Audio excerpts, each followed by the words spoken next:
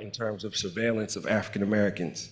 And today's discussion on police accountability and the Police Accountability Board is an extension of that. You know, the extension of the idea that the slave patrols became the police. And the 13th Amendment did not end slavery in all cases, because there's an exception for those who may commit a crime. And so today we have some esteemed leaders to discuss that. I'm first going to introduce our Anne Arundel County Board Chair for the Police Accountability Board, Jeanette Ortiz. She's the Director of Government Affairs for the University of Maryland, Baltimore. Jeanette Ortiz brings more than 20 years of experience in law, policy, and public service to her role as Director of Government Affairs at the University of Maryland, Baltimore. A seasoned attorney and public policy strategist, she has built a career at the intersection of government and law, serving in key roles across Maryland's executive and legislative branches. Jeanette has advised on some of the state's most complex legislative and regulatory challenges, ranging from education and health policy to constitutional law and public agency governance. Her work has shaped statewide initiatives through hands-on collaboration with lawmakers, agencies, and advocacy groups. Whether navigating budget strategy or drafting legislation, she's known for her practical insight, extensive legislative expertise, legal acumen, and ability to bring diverse voices to the table. Beyond her legislative and policy work, Jeanette stays grounded in service, volunteering with local nonprofits and providing pro bono legal support to underserved communities. Her commitment to equity and impact runs deep, both in and outside of her professional work. Jeanette earned her JD from the University of Maryland Francis King Carey School of Law and holds a BA from the George Washington University. Clap it up for Ms. Jeanette Ortiz. Thank you. Jamal Turner, Chair of the Baltimore City Police Accountability Board. Jamal Turner is a dedicated community leader and advocate for positive change in Baltimore, currently serving as the Director of the Nolita Project Incorporated. He is deeply committed to fostering economic development and social equity in underserved neighborhoods. With an unwavering focus on community empowerment, Jamal also holds the position of chair of the Baltimore City Police Accountability Board, where he works tirelessly to ensure transparency, accountability, and trust between law enforcement and the communities they serve. As vice chair of the Baltimore City Continuum of Care, Jamal plays a pivotal role in addressing homelessness and promoting supportive services for individuals in need. Additionally, he is the president of the Frankfurt Improvement Association, leading initiatives that aim to enhance the quality of life for residents and promote sustainable community development. A proud father of two, Jamal balances his professional responsibilities with a strong commitment to family and personal growth. A graduate of Baltimore City College and Morgan State University, he brings a wealth of knowledge and experience to his work. Driven by a desire to make a meaningful impact in the lives of others, Jamal is passionate about building a brighter future for Baltimore, advocating for equitable policies and nurturing the next generation of leaders. Through his leadership, he seeks to create a thriving, inclusive community where everyone has the opportunity to succeed. Thank you, Jamal. Clap it up for him, please. President Flowers, you can introduce yourself, and we will get into our panel. I'm just here to roll with the punches. I'm the moderator today. They invited NAACP in here, so we're going to do some NAACP stuff. Y'all ready for this? All right, let's go. So I want to thank the president and the committee for inviting me out. I didn't have anything to do today, so I am here. I want to acknowledge his reference to, because I do the reparations walk once a month with Pastor Robert Turner from Carroll Park to the White House. So we did that yesterday.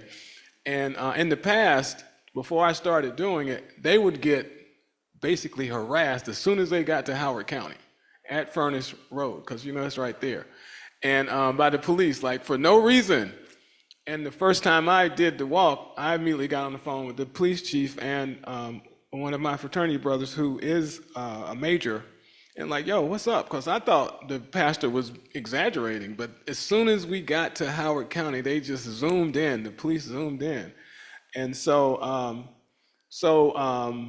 as soon as I did that, the damage had been happened, and I needed to see it. But ever since he did it, I always called the chief the day before, like, yo, we're coming through Howard County tomorrow. That's all I'll say. I'm gonna see what it. So they've had an escort for us since then. I bring this up to say that that's just because I know the police chief. Black folks have been dealing with the opposite for years, and that's how we got here. And I'm a huge Malcolm Gladwell fan, and he reminded me on a podcast about something called the failure cascade, and it comes from a proverb that basically says, "For the lack of a nail, the horseshoe was lost. For the lack of a horseshoe, the horse was lost. For the lack of a horse, the messenger was lost. For the lack of a message, the kingdom was lost." Ultimately, because of the lack of a nail. And I bring this up to say that's how we got here. For lack of investment in community, we have abandoned communities. And when you have abandoned and dark communities, you have crime that goes up. When you have crime that goes up because we didn't invest into the infrastructure, you want to invest in the appearance of crime. And so for years, we've allowed governments to invest in police, and you empower police to do what police do. And because you didn't invest in education, the police ain't educated. And they're probably more racist than they are about understanding criminology. So that's where we are. Luckily, and I want to lift up Speaker Jones, because she's overseen a lot of justice issues since she has been involved in the Maryland General Assembly. And the first one I remember very vividly was the banning of the death penalty in the state of Maryland. I'm not saying she ran it, but she was at least Speaker pro tem during that period. And then we can talk about cannabis.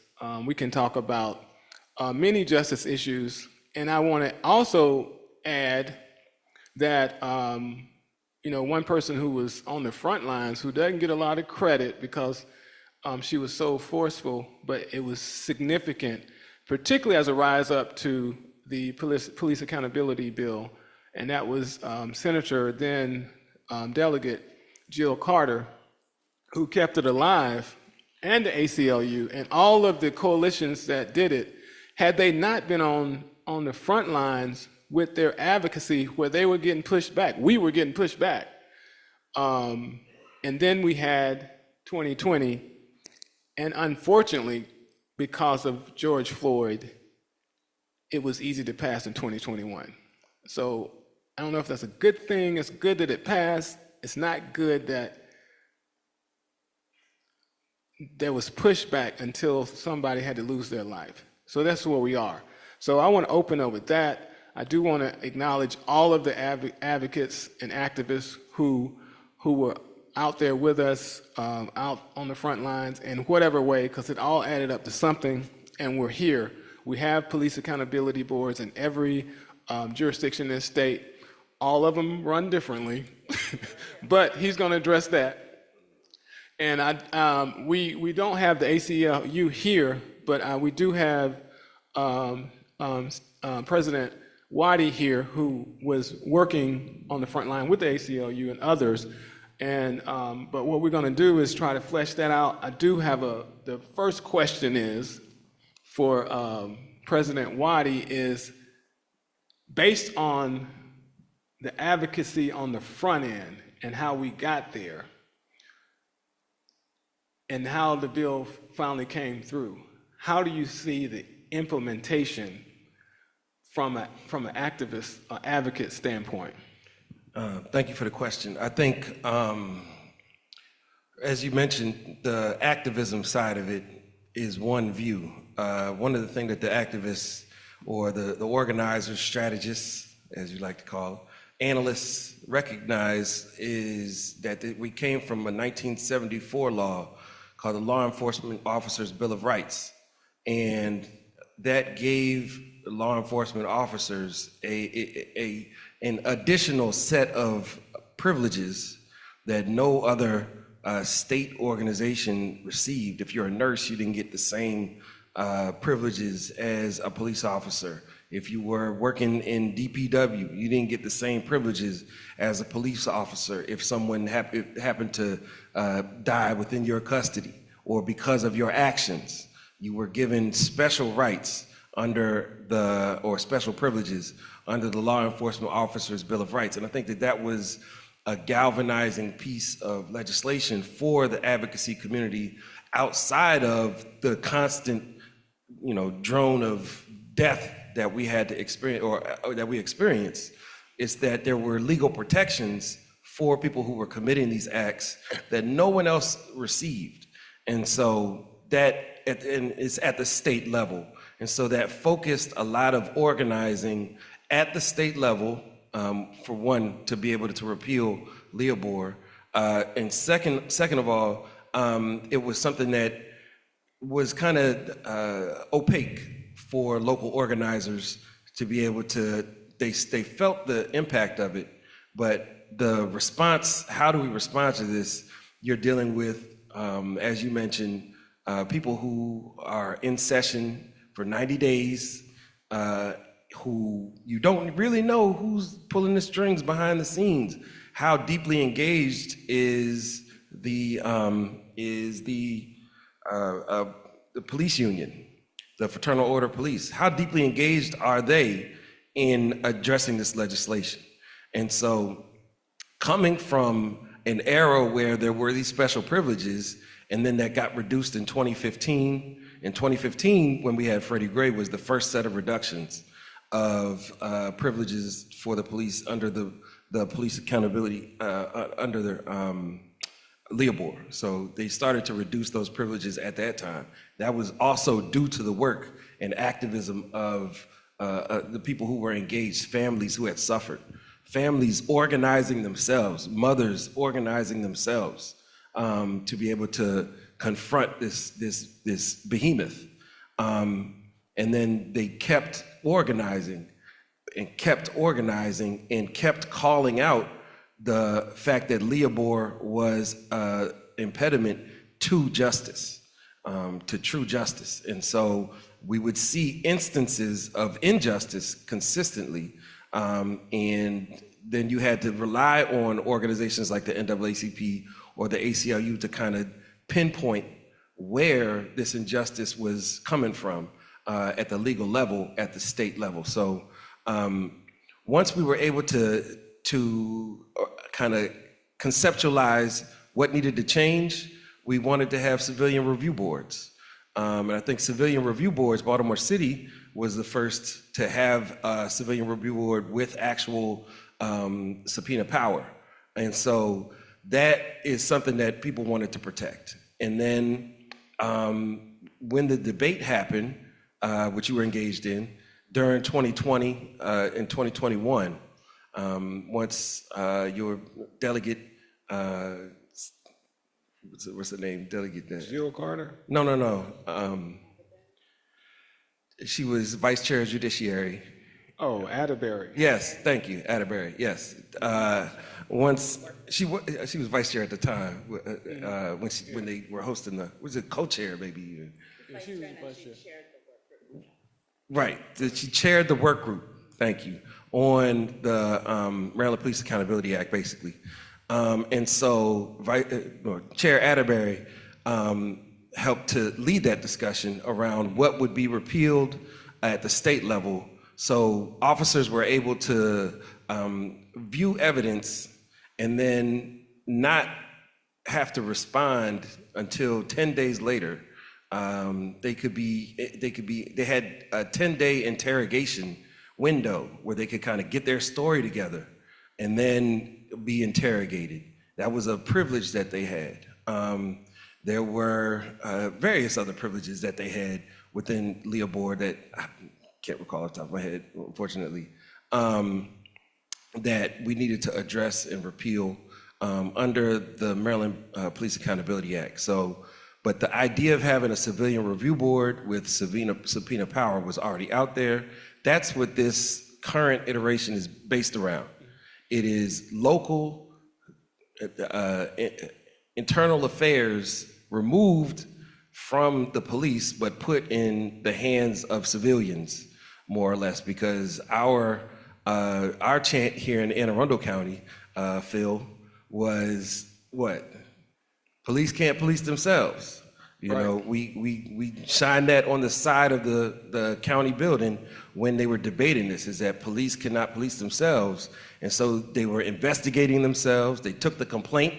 You had to go to the police to file the complaint if you were harmed. Then they would investigate themselves and determine whether or not it was a legitimate complaint. Then they would issue, they might issue a response to you, or they might not. And so that was a major issue. And so trying to remove those responsibilities from the police were major parts of Police Accountability Act, and they're in place in some places where every police accountability board is supposed to receive the complaint, but you can also file a complaint with the police. And then in some, like you said, in some counties, some counties allow police officers to be on the Police Accountability Board. So it's a very wide-ranging Right. law. And it's simply because, and when you talk about the past history of civilian review boards, particularly in Baltimore City, they would have like the police who were on punishment as the leaders of it. So they wouldn't have equipment. I've been to the office in the past. It was devoid of technology. So it wasn't even in a place where you feel like you're going to get help. And so that's what preceded it. What he didn't say was the number one opponent to everything that we were working on was the very powerful police union. And when you talk about their money and their positioning, it's pretty tough to come up against during that time. But now we're talking about implementation, and we have the leaders of the official side. And so what you can chime in on is how you see the implementation, and how have you picked up and ran with it with what you were charged to do.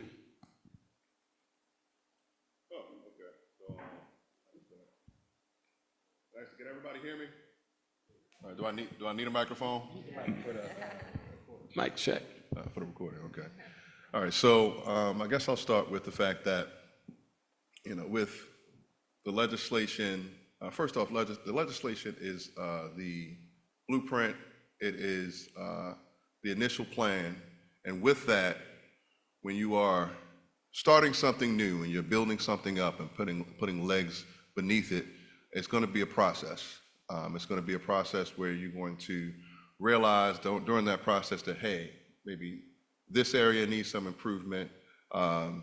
In order to facilitate this needs a lot more resources than what we may have initially thought of. You also have the dynamic of people, and then you have the dynamic of the relationship between law enforcement and community.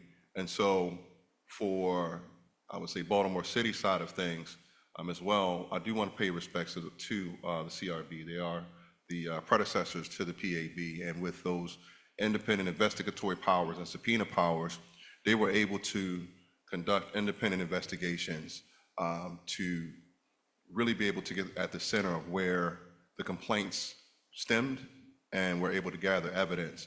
Now, they did not have the disciplinary reinforcement behind it that was still dependent upon the response of that law enforcement agency head or law enforcement agency. But the PAB, I believe the legislation was able to address the disciplinary portion, but we still have gaps around independent investigatory power and subpoena power for the police accountability boards. So from the Anne Arundel perspective, I agree. It's been a process. It's not perfect. I don't think most of the laws in the state are perfect. And certainly when the General Assembly had the work group, to look into the issue, study the issue, hear from all the stakeholders, they tried to consider a variety of things. I will say that the current law is huge progress from where we were. And lots of resistance from the Fraternal Order of Police, lots of resistance from law enforcement.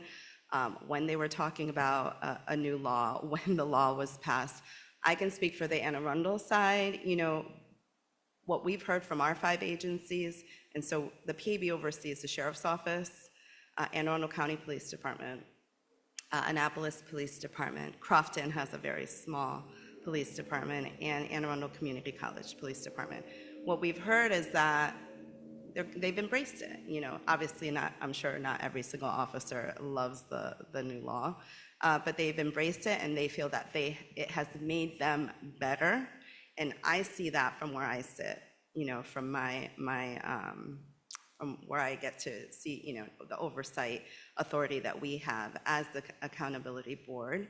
And we're all required to put forth an annual report with recommendations. I recommend that you look at the Anne Arundel County Police Accountability Board website. All the PABs have an annual report. I think most of them are online, and you can see the recommendations. And so, because we think there are definitely areas for improvement, but it's been passed in 21, we were one of the fastest PABs that was up and running. I mean, we were all appointed and had our annual report by the end of 2021. And it was a lot. It was a lot to put together, and so we're learning. One of the things that I've seen is that, each county there's different interpretations. And so what has happened, though, over the last few years is with the Attorney General's office weighing in and giving guidance and legal opinions on sections of the law, and the Maryland Police Training and Standards Commission also playing a larger role as far as regulations, because we have the law, but then there are the regulations, which is much more detailed as far as implementation and disciplinary matrix. They're providing training. The goal was to train the ACC members, because the PAB isn't doing the investigatory piece of this. It's the Administrative Charging Committee, which is made up of members of the community, and they're the ones that are now reviewing the investigations, viewing all the evidence, viewing videos, et cetera, and making recommendations to the chiefs of police for discipline. And so the goal of the training commission was basically to get all of these people trained. And since we've all been set up for a few years, now they're also training the PABs, because one of the things that was a little concerning that I found is that they hosted a statewide summit with all the PABs, ACCs, internal investigation representatives from the agencies, and there were clear differences in how people interpreted the law. And so, and obviously levels of support. In Anne Arundel, we have full support from our county government. We are funded, we have a small staff, but we have a mighty staff, dedicated staff. I know Baltimore City has dedicated staff as well. Not every county has that, and so that's something to work through. So all of that to say is that it's an improvement. I think it's a vast improvement. I do legislative work. I'll be entering into my 21st legislative session, and so I've seen all of the arguments and the efforts over the years. And so I think that, probably in the near future, there may be a willingness to revisit the law, to see how it can be improved. The legislature doesn't want to do that in the first few years, because they want us to figure things out and really see where there may be consensus on changes to the law. So speaking of the investigative portion, because that's the most important part, right? So where is the friction? So where you have the PAB and you have the internal affairs, I guess I shouldn't assume there's friction.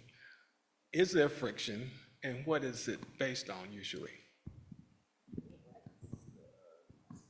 Yeah, I Oh, can sorry. go over the process quickly. So we have the police accountability boards. All 24 jurisdictions have them. They're, they differ in size and composition, et cetera.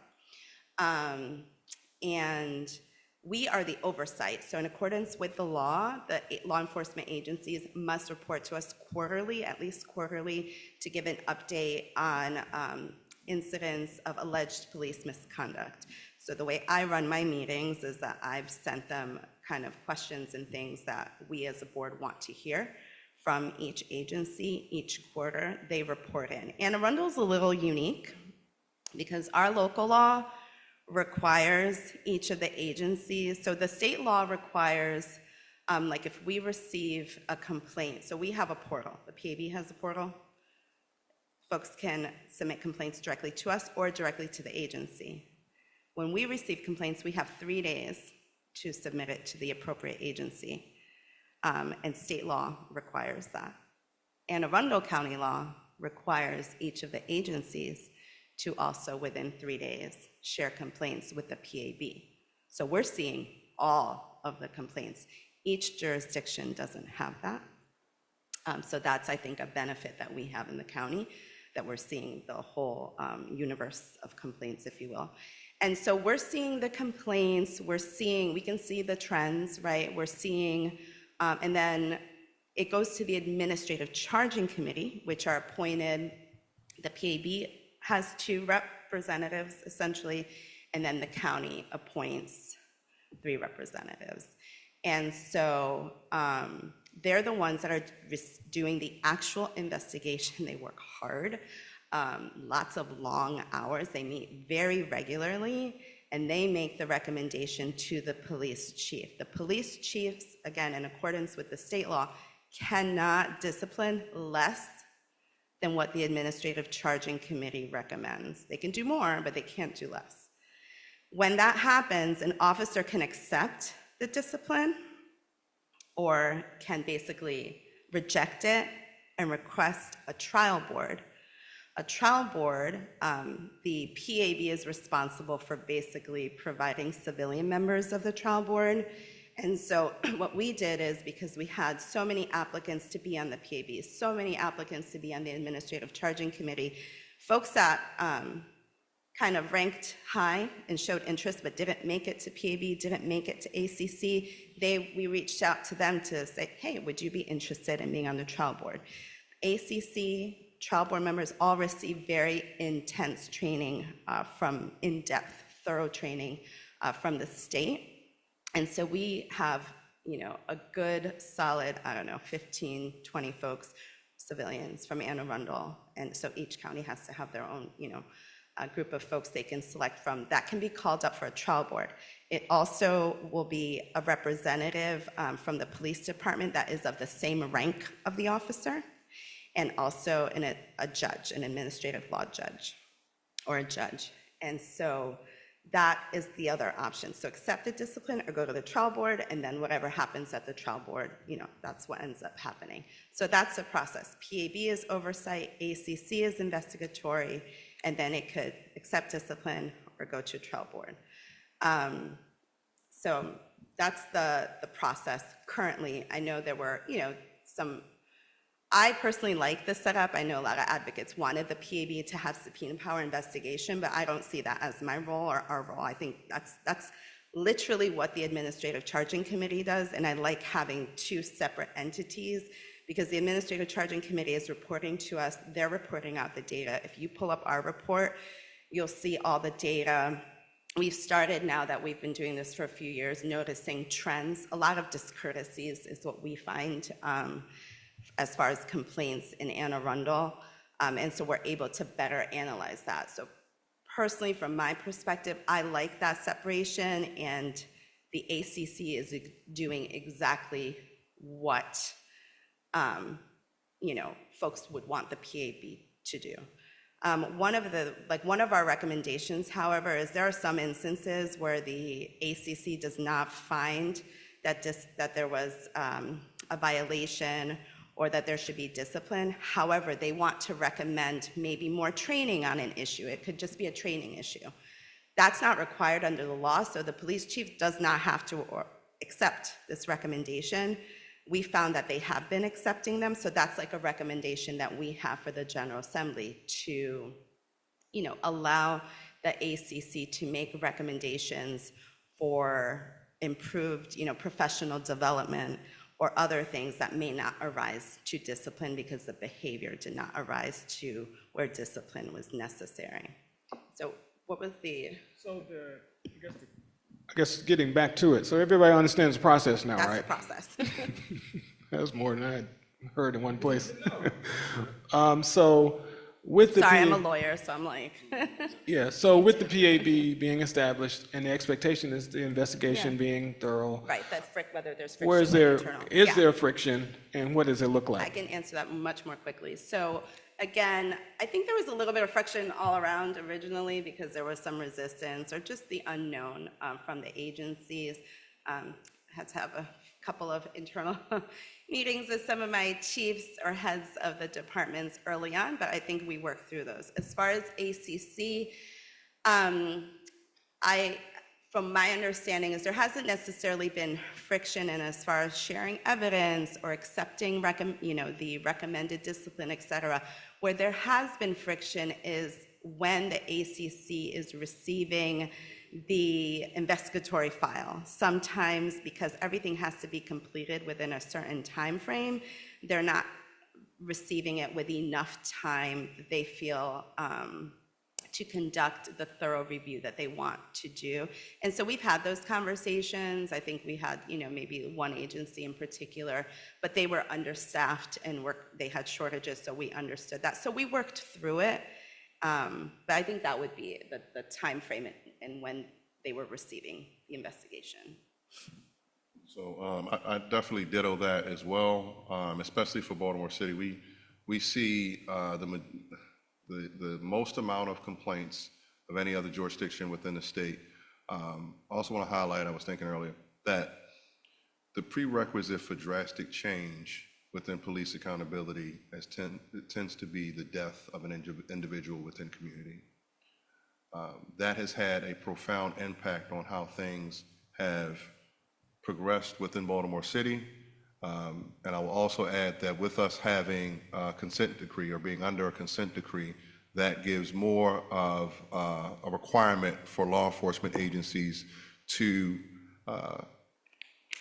better cooperate with the oversight entity, which is, of course, Police Accountability Board. So as it relates to the cases that the ACC receives, one of the recommendations that we had in our report year before last was actually to ensure that ACCs receive that investigatory file and complain and all the information, and then have more time to be able to actually review the situation before any expiration or anything like that. One of our legislators was able to actually push some change in that respect, where before it was a year and a day, now it's I think a total of 145 days, if I'm not mistaken. It's like a year and a day after adjudication, so like if there's a criminal. Yeah, if there's a criminal investigation that's happening, and then there's an additional 30 days that gets added on for, potentially that could be added on for the ACC to review the case. So I want to, I guess, shift over because we have the NAACP here in the building. The ACLU is not here, but the folks who are guiding this process, because it's different levels, and it seems like, because I'm thinking now that I got so caught up into getting these complaints and then reporting them, we got caught up in, well, first of all, I was invited to be on the PAB or ACC. I just didn't have time. So I recommended one of my members. And it's unpaid. All that. For some counties. All that. Some jurisdictions is, yeah. I think they get paid in Howard County, but I didn't know that. Right. But something that we fought for is to Right. make sure that people on these boards get paid because they're doing volunteer work Right. around the most important aspects of legitimacy is what and they have a budget. I want to insert that word into this discussion So- around institutional legitimacy. Go ahead. So my question is, because I'm realizing that we did it in our meetings and explain what was going on with cases, but we never went back to the community to do what we're doing right here. So did anyone take a role in doing that in a massive way? Did We the haven't branch do it? experienced, I mean, they have, I will say the PAB, Jeanette, Chair Ortiz, does reach out and asks us to join the PAB meetings. Again, the time is a major aspect of it. And then, you know, NAACP wise, I think, you know, if we had a much larger number of people who attended than our membership, then that might help. Right. But outside of that, at the beginning of this discussion around police accountability boards during the legislative drafting period, this is where we found what it is that, you know, our issues were as an advocacy. We had over 20 organizations that were working together to address what we saw as either inconsistencies or just unnecessary inclusion into this bill. And as you all mentioned, at the state level, we had issues, and then at the local level, we kind of saw where those issues are going to play out more obviously. So when we're talking about the Maryland Police Training and Standards Commission, at the come on, Willie, kill it. Gotta be peaceful in the church. But so at the state level, having the Maryland Police Training and Standards Commission train everyone on, as you heard, there's inconsistencies at the state level around that. Part of our advocacy was we need to have the ACLU training everybody around what these should look like. We should have the NAACP, even if it's at the national level, doing the training around what police accountability or civilian review boards, or even Nicole, which is the National Association what's the code for civilian oversight of law enforcement. So these are national organizations that have massive funding that deserve the opportunity to be the ones to train. They have data on systemic issues, because what we are concerned about is not as much, we recognize that the state legislature wanted to focus this on internal affairs. They didn't want to address the systemic issues. They wanted to focus on, oh, you know what the problem with that officer is? He wasn't trained properly. That was the issue. Derek Chauvin happened to be his training officer. You know, how that could be the problem. What other problem could there be? Law enforcement is perfect outside of the training of that poor, largely, generally black officer who just wasn't smart enough to be able to know how to treat people in the public. So that's the narrative that we were trying to address at the state level in terms of our advocacy. And then, as you all heard, the Fraternal Order of Police has a very strong, loud, and well-funded lobby, and they also run Fox 45. And so, which is, you know, the most watched news channel in the Baltimore area, which is the locus of demonization of African-American communities in Maryland, is Baltimore City. And so everyone in the surrounding area that happens to be black is stigmatized by what Fox 45 does. And before that, it wasn't just Fox 45, it was the entire Baltimore media news network stigmatized black people in the Baltimore metro region. And so I told you all, I lived in Howard County. People thought I was from Baltimore. You know, I grew up in Howard. I have deep roots in Howard County.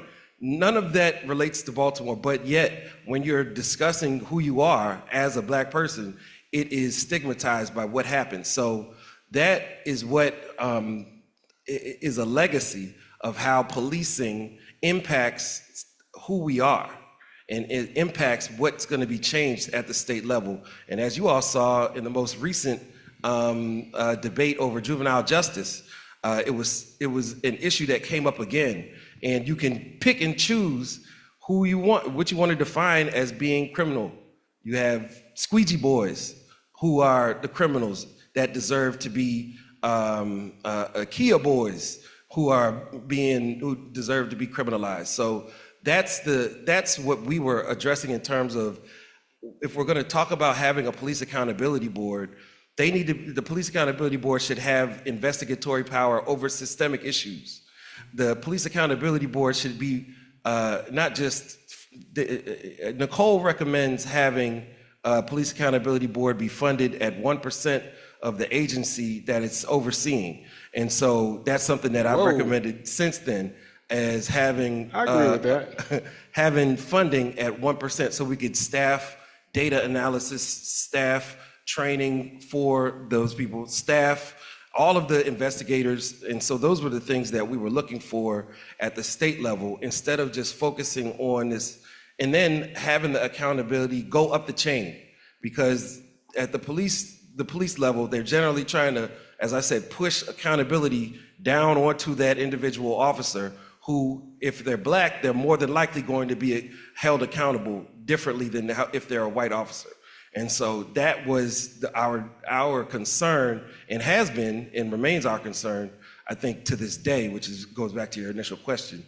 And I think that's where our fight over who can be on ACCs played. We wanted to have people who were people who may have been part of the criminal justice system before, previously incarcerated people, to be on police accountability boards. At the state level, we started at the state level, where we wanted to have people who were previously incarcerated there, but that was banned.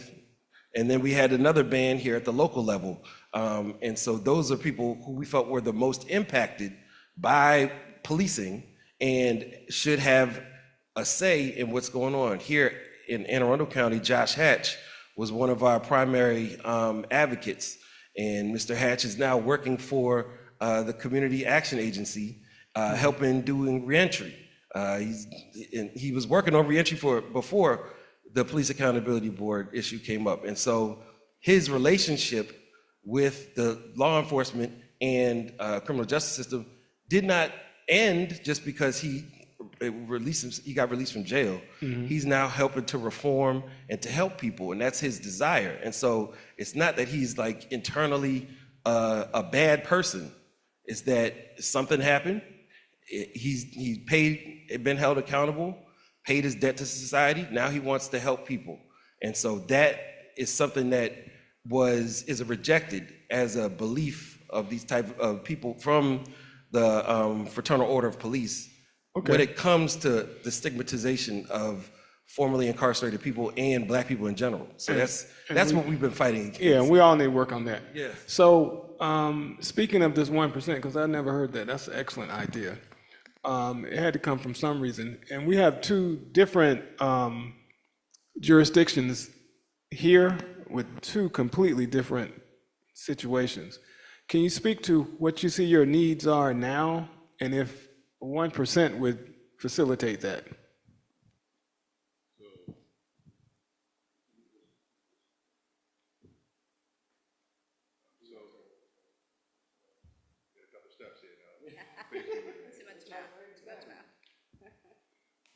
Can you hear me now? Okay. That strategy is happening in a few different places around the country as well. So Chicago, I believe, is one. I believe New York may also be utilizing that same strategy, but it's a percentage of what that lead law enforcement agency is receiving and being able to affix what police accountability is able to receive to that. For us in Baltimore City, we receive, last year it was 2.3, I believe this year is 2.6 that gets allocated towards police accountability. Now with that, a lot of that money is eaten up with the staff that is able to help us with taking in cases, with a lot of the facilitation of things behind the scenes. And 2.6 may sound like a lot, but I believe Chicago was at about at least 25 to almost 30. We look at Ohio, they have some high rates as well, but if you look at the areas where were able to achieve that, As I mentioned earlier, the prerequisite was a devastating death/murder that was occurred at the hands of officers. And so for us in Baltimore City, with Freddie Gray, and let's also, for example, last month I was able to attend the NAACP conference. It's a national conference on police accountability. This year they had it in Minnesota. And so I was able to go to the memorial site of George Floyd, but also at the same time be able to learn from other police accountability and oversight entities from throughout the country on what they're doing, what's happening successfully, where things are, what areas need improvement, and able to also lend some of the things that we're doing here in Maryland and Baltimore City towards the conversation. For us, budgetary-wise, I believe we definitely need more. One of the things that I want to make sure that we do more of is more of the specific outreach to community and education to the community on their ability to file complaints. One of the things that I've done since becoming chair, and one of the goals that I've had, is to be able to coalesce the PABs and ACCs within the state, so bringing all of us together. And so we applied for a PAC grant from the state, which has awarded us $204,000 to be able to do that in the spring, where we'll, for a 2-day summit, bring together all the PABs and ACCs to take a look at where we can align, take a look at some of our differences, because as was aforementioned, each one of us has a different composition.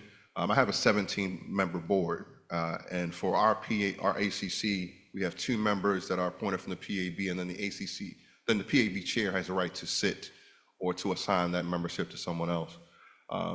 But as I'm bringing together the state PABs and ACCs, the goal, as I said, is to ensure that we have and galvanize that power, so that way when we shoot for, when we go for the legislative changes in Annapolis, we can all come together. And one of the major issues that I saw in the previous legislative sessions is a lack of cohesiveness when it comes to PABs.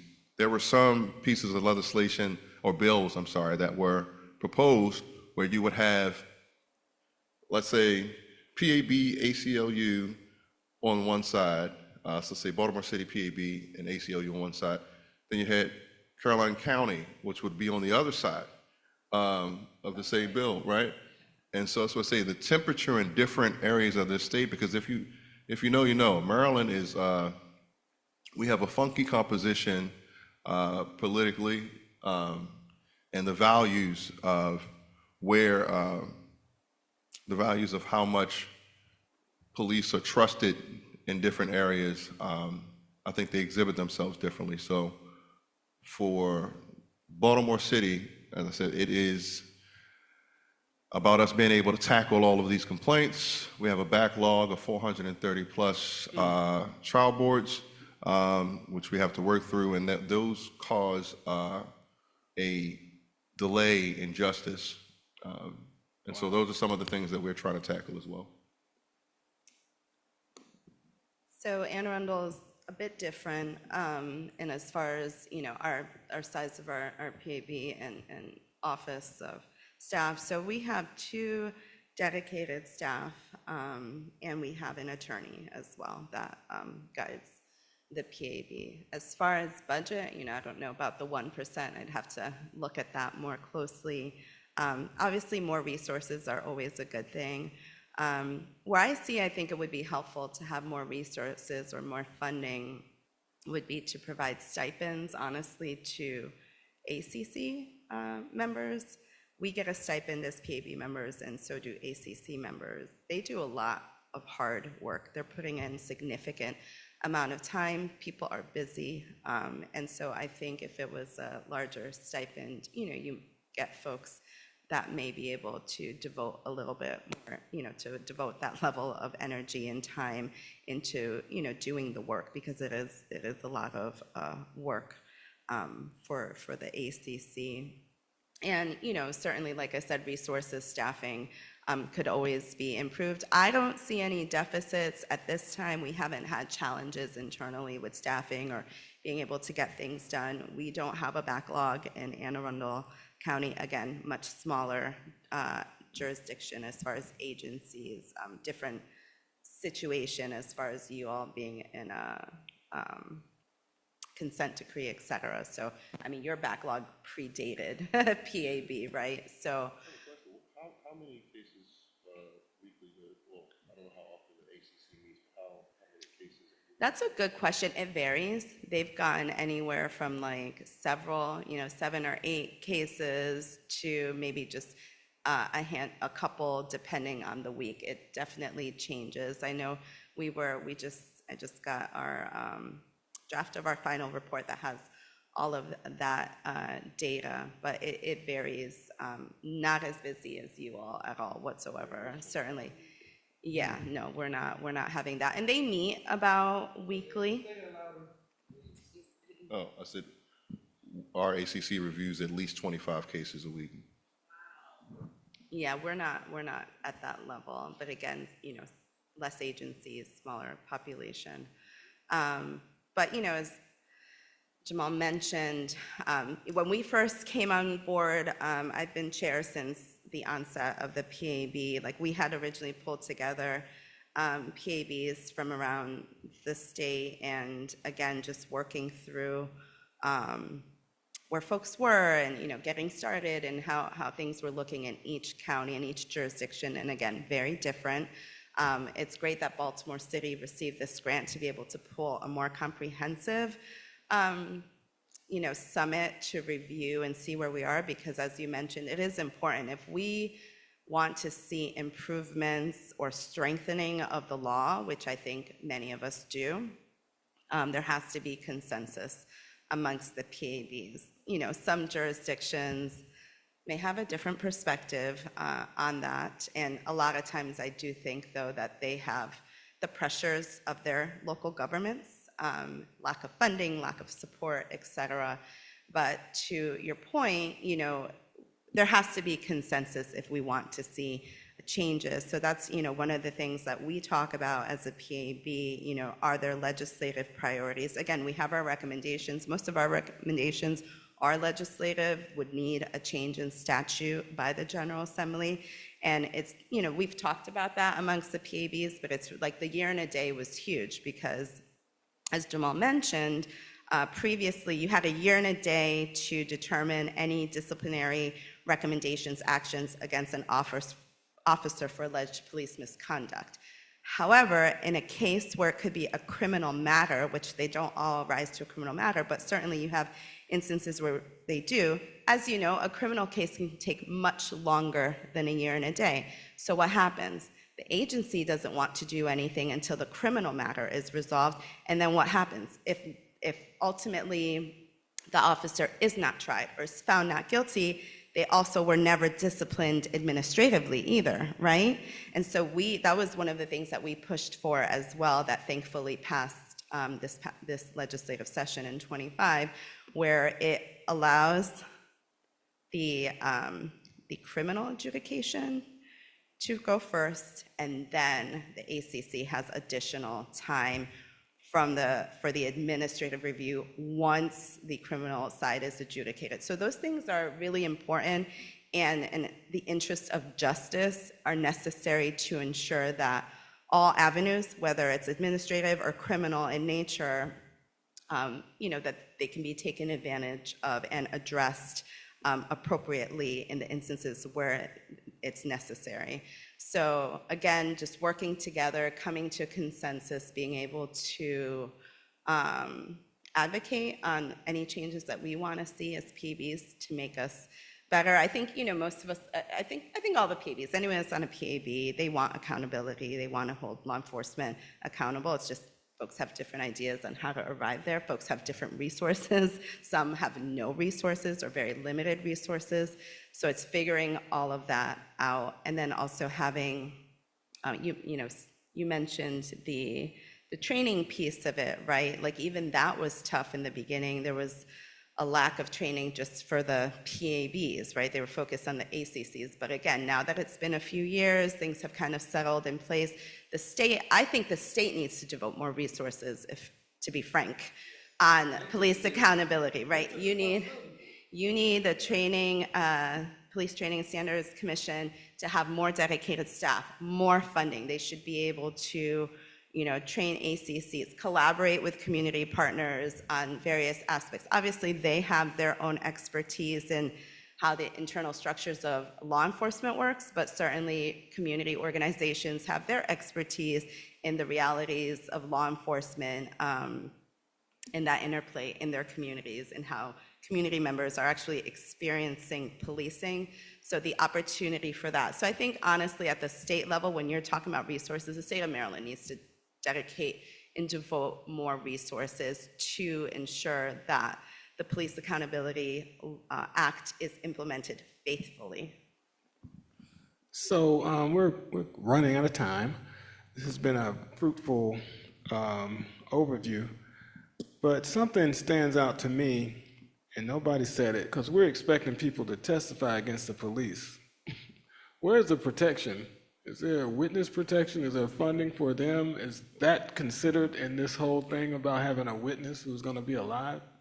So I want to, I guess, first make the clear distinction of the separation between the criminal side and the administrative side of things. So the cases that PAB and ACC reviews are the administrative side of things. When it comes to criminal, let's say an officer takes the devastating and wrong route of taking the life of a citizen and an especially unjustified manner, that is going to go, that case gets taken over by the state, by the Attorney General's office.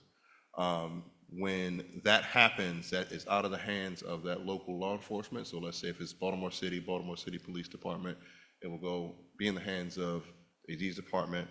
And then that is a part of that period of time when we're talking about that criminal investigation aspect. And so I agree always that there needs to be more funding and more capabilities and more protections in place for folks that are reporting things about officers. But I will say for our side of things, some of the things that we have that help to safeguard that are folks able to report directly to the PAB when they're having issues with officers or an incident with an officer. The consent decree, as I continuously mention, the consent decree helps out a lot with things, but I also want to mention that there's the internal affairs. So for Baltimore City, we only get the cases that involve a member of the public, right? There are a number of cases and situations that happen that are internal where officers are investigating internally. Luckily, we've been able to work with our law enforcement agencies to receive their internal files as well as we retain the history of their file with and incidents with members of the public for each officer that's involved in each incident. That helps us to get a clear picture or a clearer picture of the potential characteristics and behaviors of an officer and patterns of an officer as well. And to be able to hold those officers accountable for those things administratively and to be able to hold that power in our hands versus it being within the hands of the law enforcement agency, was at times, and especially historically, would not levy the same kind of discipline that we do with our ACCs. I think that that's one of the most invaluable pieces of the legislation that enabled us. So you were reading my mind because I did want to share that point as well. So the state law, the PABs, our oversight only relates to alleged police misconduct, including a member of the public, right? So that's what we receive as far as, safety, security. Again, these are administrative, but obviously, someone could maybe not feel comfortable, so they can report to the PAB. We have an online form portal where folks can report. Obviously, they can go directly to the agencies, et cetera. But there is still internal affairs investigations about misconduct that we do not, nor the PAB or the ACC, have any oversight, and over which we don't have any oversight. And those are just alleged misconduct amongst peers. So like an officer to an officer, right? Those are still handled internally by the agencies because it does not include a member of the public. And so that part of, the investigation remains with the local agency. But I think, one of the things that I've tried to do, I'm glad that President Waddy mentioned, we do reach out to the community organizations and members of the community to come and present to the PAB. We try to have folks come out, at least once a year to give sort of like their updates, their perspective. We do outreach. I think our staff is excellent as well in maintaining communications with community leaders and stakeholders, because even though the state law only requires that we hear from the agencies quarterly, we still believe that it's important to hear from community members, those in the community. We did, in our first year or so, touring to each of the police districts to have in-person meetings, to hear from folks, not highly attended. I think virtual is obviously more convenient for folks, but that's something that we're looking to do again. If there are opportunities such as being on panels or community discussions or your monthly meetings, like we welcome the opportunity to speak to your membership or community organizations as well. We do emphasize to the agencies the importance of, some of our agencies have folks dedicated as a community liaison. They are civilians that are out there, meeting with community members and educating them about their rights under the law. And so those are the types of things that we're trying to do to kind of bridge the gap and build a relationship with the community and also, with the agencies and ensuring that they're out there and educating folks as well. No, definitely. I want to piggyback off that too. I want to say, one of the things that I really feel like members of the public really need to know is that you can file a complaint anonymously. You don't have to be directly involved in an incident to file a complaint about the incident, right? And so let's say if you yourself are nervous or then you can, as I said, file a complaint anonymously. The other portion is you don't even have to know the specific name of the officer, right? You don't even have to know all those specific details. All of that will be investigated for you. And those investigations are happening. ACC is reviewing and ensuring that they are thorough. And there's a lot of value that is happening for folks that are filing complaints in that way. And so the protections you spoke of, I feel like that is one of the bigger differences with how this operates for PAB versus any other iteration of oversight than in the past. All right, start snitching. We're going to take some questions from the audience. Does someone have a question? All right, thank you for being very patient. We do have our next presenter come in shortly, but we're going to take a few questions. Thank you. Okay, I had two questions. One of the questions has to do with transparency in the investigation. Every time you use the word investigation, we see that as kind of a secret thing, and the file is not public knowledge or public record. So what type of transparency? I mean, if the person that filed the complaint, do they know if you've interviewed all the witnesses that they gave you? Do they know the witness statements? Do they know how far the investigation, when was it cut off, who said it was finished? All of those types of transparency links. That's one question. The second question has to do with the conversation or discussion about systemic racism problems.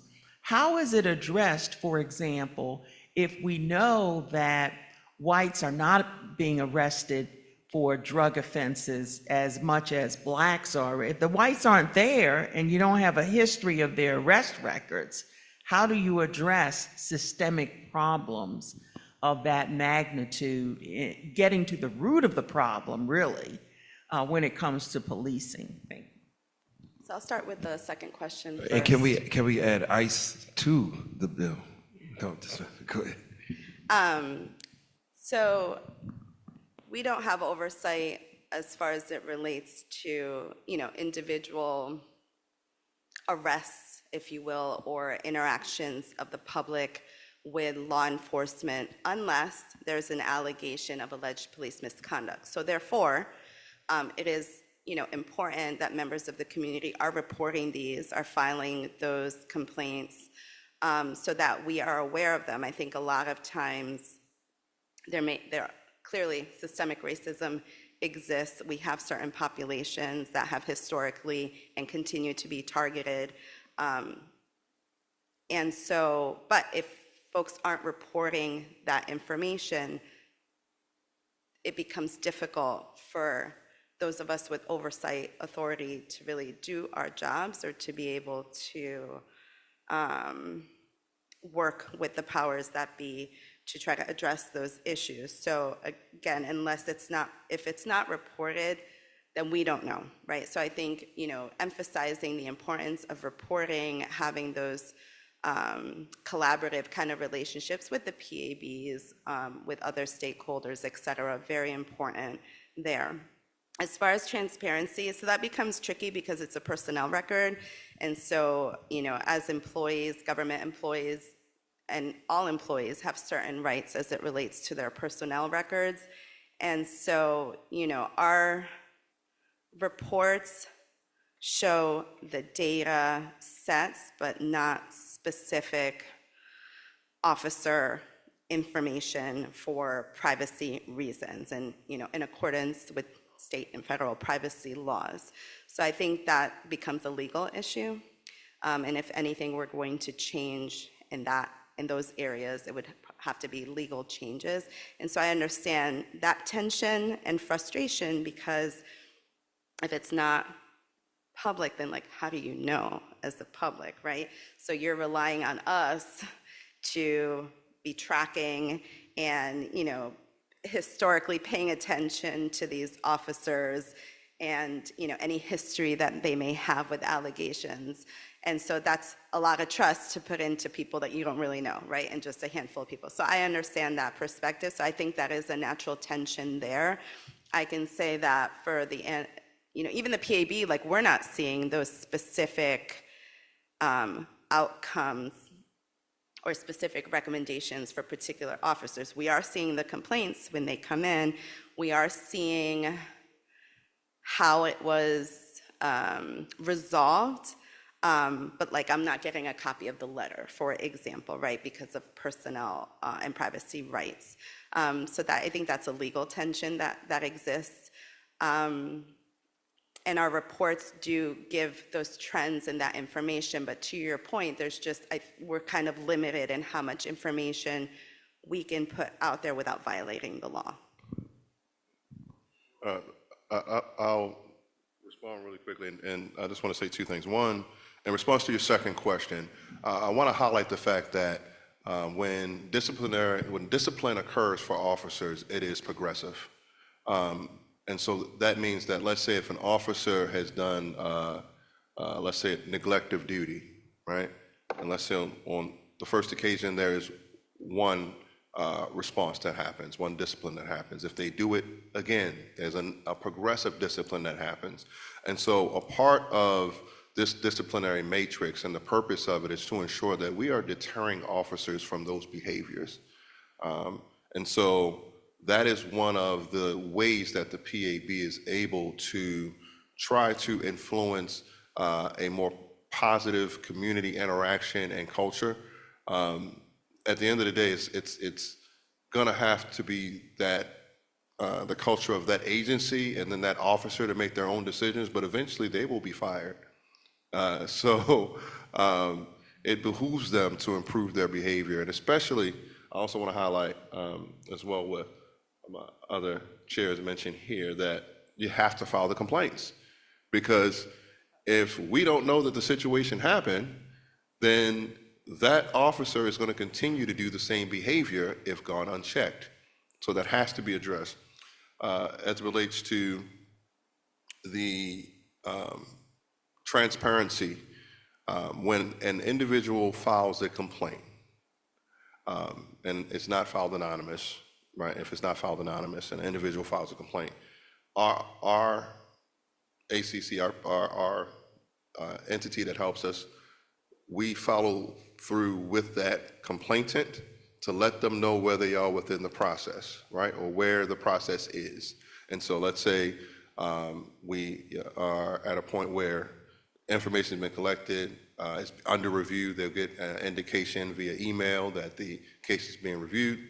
And if it has been adjudicated, or if it's been, if that case has been processed, then they'll get an update on that as well.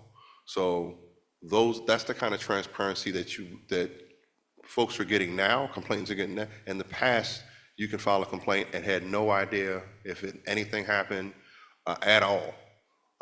You just threw it into the abyss and hoped that something happened. So those are some of the changes that with PAB that's been implemented when it comes to those complaints against officers. First of all, thank you both for an excellent presentation. Learned a lot today. This thing is called the Police Accountability Board. One of the things we learned as laymen is that police officers commit crimes against the public. They may get fired in, say, Anne Arundel County, but now they're able to move on to Frederick County. What role does our PAB here in Anne Arundel County, for example, play, or even in Baltimore, sharing information across the 28 counties so that we can account for these police and their bad behavior? So, speak to the decertification.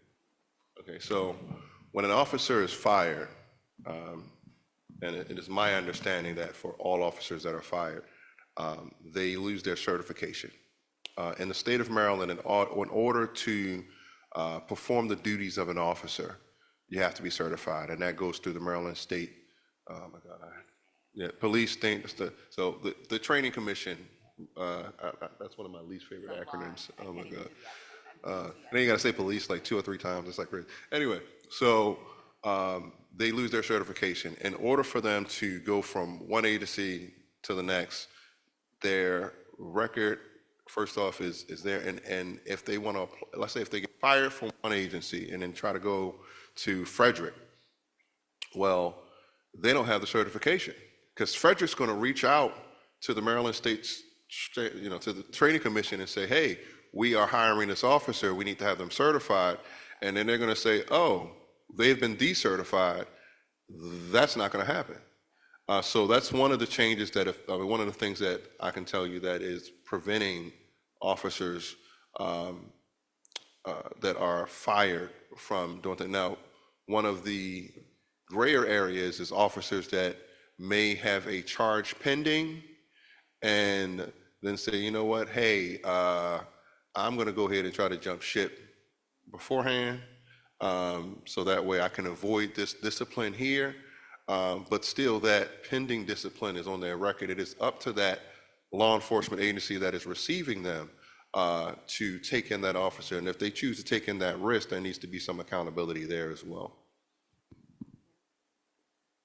So ditto in Anne Arundel, that's the state law. Those are the requirements. So again, the new law tried to address those issues that existed in the past, where, to your point, officers can jump from agency to agency. The other area where it is in, where we have found, not in Anne Arundel specifically, but I know around the state there have been cases, is when officers come from other states, right? Because each state has their own reporting requirements and information that they disclose. I don't know if other states are decertifying officers if they're being fired or found to be responsible or disciplined for certain behaviors and actions.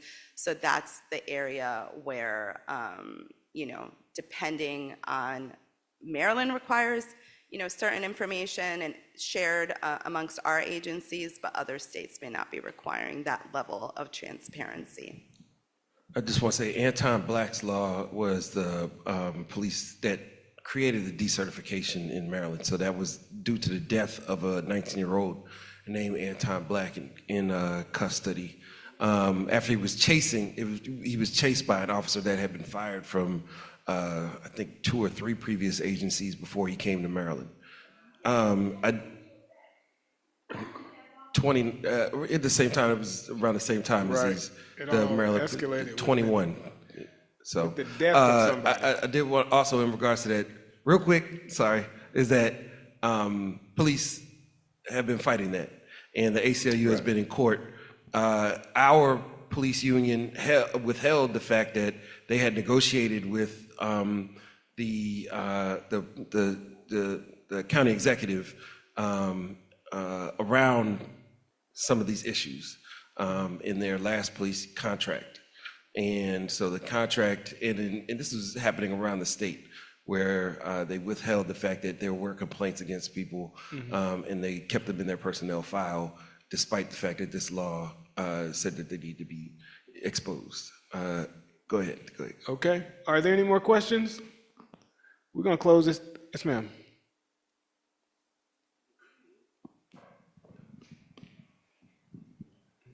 Again, thank you for the excellent presentation.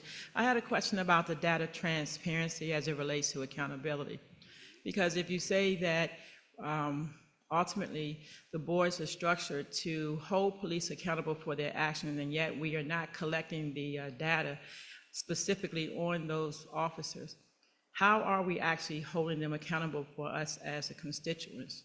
What does that look like moving forward? Yeah, thank you for your question. So the Administrative Charging Committee in that office, that staffs the Administrative Charging Committee, they have all of that data and that information.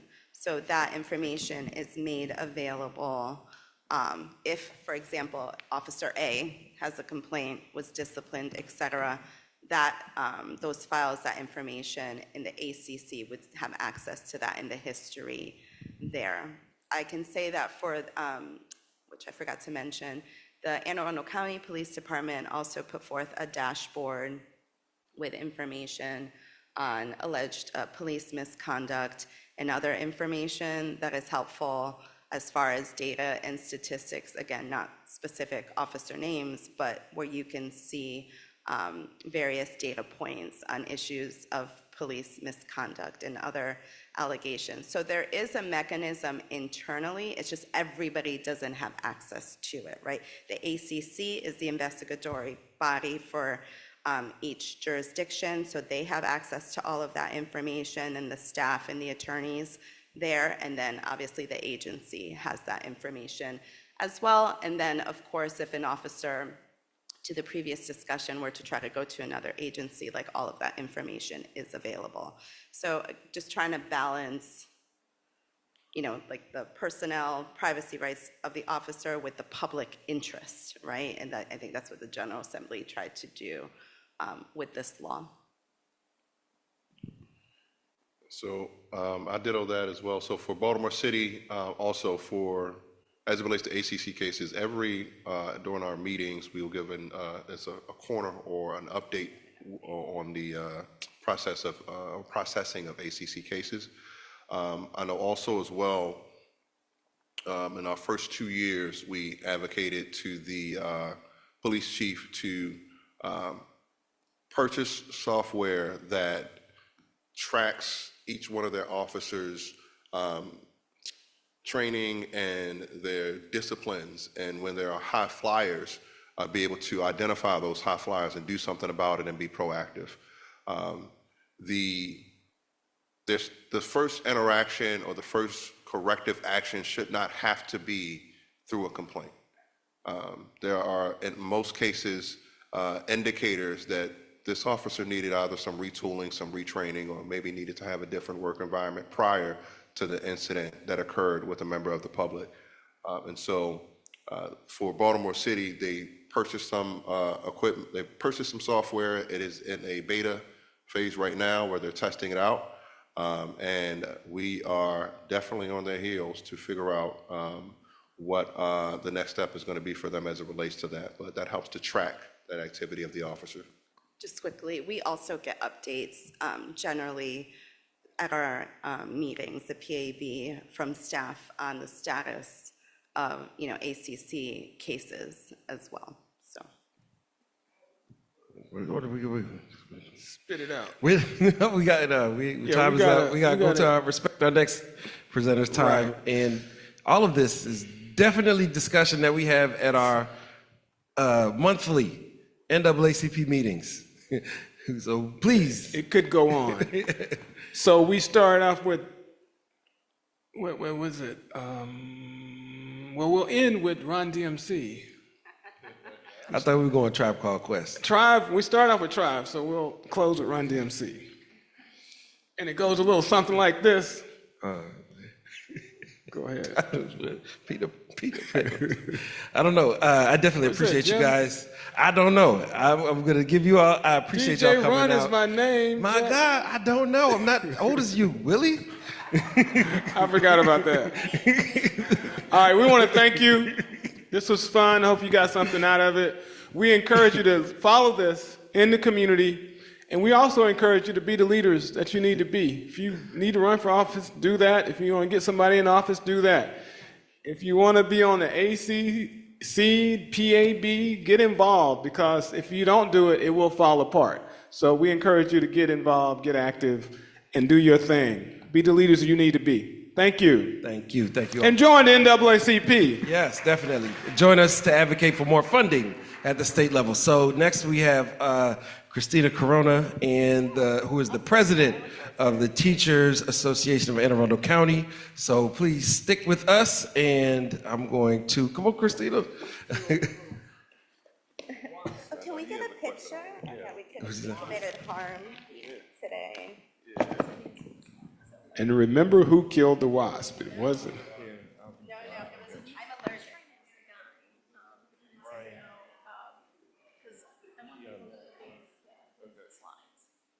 And I have a little thing, I just need to get it set up. So if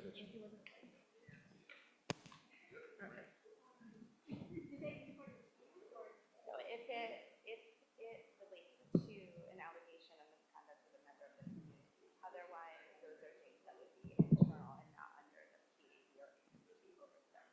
So everything that we oversee, so it's possible, right? It's possible you have a public engaged in illegal drug activity and harassment of the community. So if that were the case, yeah, so it would have to be reported as an allegation against a community member, and then that would be investigated, so depending on what the investigation. No, the police officer, the allegations against the police officer.